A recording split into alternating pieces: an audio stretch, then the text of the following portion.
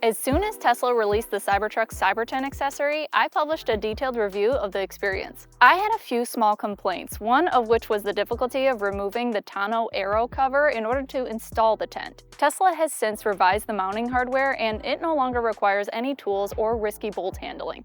Another opportunity for improvement involved the manual hand pump, which Tesla provided to inflate the tent. It was bulky and it felt cheap. It seemed like a very primitive solution, and I realized that I'd probably have to buy a few accessories to make the most out of camping with the Cybertruck. Now that I've spent plenty of time camping with the Cybertruck, I thought I should share with you the accessories which improved the experience most. I'll link each one of them in the video's description. First, let's get to the best solution for inflating the tent. I went through a few different options and arrived at this HOTO Air Pump Master. I like this one best because it serves several functions. Most importantly, it can inflate the tent in less than a minute. Unlike several other tent pumps I tried, this one can also inflate the Cybertruck tires, which is helpful if you have to air down for better traction when off-roading to remote camping sites. Its battery is sufficient to inflate all 4 tires once, and it charges via USB-C. It can also run on 12-volt power using the included cable, even with a drained battery. It comes with adapters for bicycle tires, paddle boards, and other inflatables. Turning the dial allows for quick access to inflate modes for different uses. The PSI rating can be set for each one, and it's saved for future use. I've used it for paddleboards, the tent, e-bikes, Cybertruck tires, and motorcycles. I keep it in the truck at all times.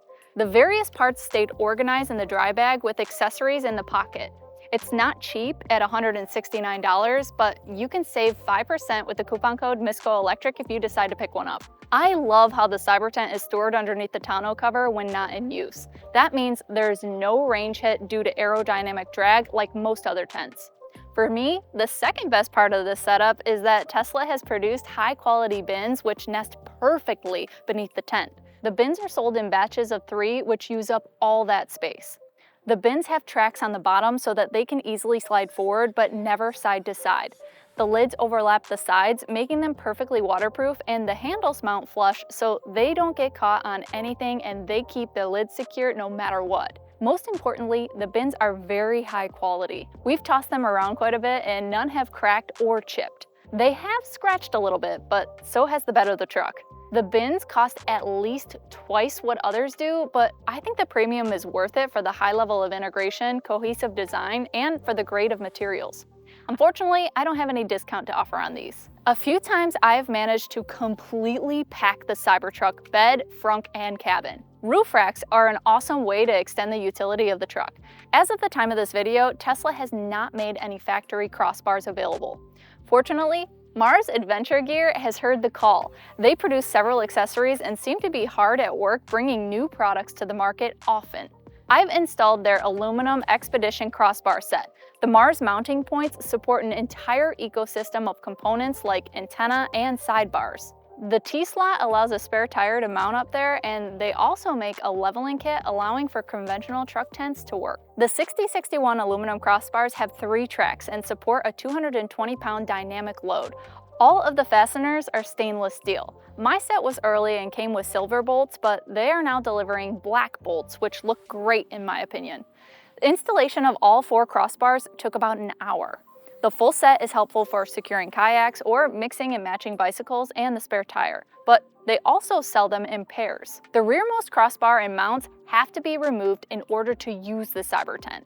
The other mounting points do not get in the way. You can save 15% on a Mars order using the code GoElectric. Even though I'm about 6 feet tall, I still can't quite reach the crossbars over the glass to secure everything. Standing inside the truck can be a little tricky, but my solution has been running boards from EV Base. It took me about an hour to install them. They bolt right onto the truck, so I didn't need to drill holes or use any exotic tools. The boards support 550 pounds, so I can stand up there with producer Tim when we have to hoist items up there, no problem. They have a zinc coating and a matte black finish, which should hold up well against the snow and salt that we get in rural Michigan, where we do most of our driving. The set is $800 at the time of publishing, and the discount code is GoElectric, and that will bring the cost down to $640 at the time of publishing. My Rivian came with a flashlight which fits inside the driver's door and recharges when it's in there. Tesla didn't do that, and I was feeling a little bit left out. I wound up with this Nunet 1500 lumen flashlight, which seems to match the Cybertruck vibes. It can recharge in the Cybertruck center console using USB-C, but it does take a couple of hours. They said it can last up to 10 hours in the low mode, but I think 1 hour is about the right time for the higher power modes. It can shine over 1,500 feet maxed out with a tight focus. It can also share power with other devices like mobile phones using the USB-A port. Rivian charges $225 for their flashlight separately, but this one I have is only $20 on Amazon. This is the Set Power MC20. It's a portable refrigerator or freezer which uses less than 50 watts. It can run on 12-volt power, but I use the AC adapter and either plug it into the truck or to the power station most of the time. Set Power also sells a 216 watt-hour battery which can power the fridge for an afternoon. The battery housing is magnetic, which is interesting. I can stick it to the side of the Cybertruck for no particular reason. Anyhow, the MC20 is basically silent, even when it's set to 0 degrees Fahrenheit as a freezer. The settings are simple and it's built like a tank. It comes with tie-downs to secure it to the truck bed in transit. It fits nicely under the Cybertent at night, and we pull it out to the end of the tailgate during the day for easy access. The MC20 costs $160 without the external battery. Set Power gives a 15% discount to buyers when they use the code GoElectric. I generally prefer to keep the truck's AC inverter turned off.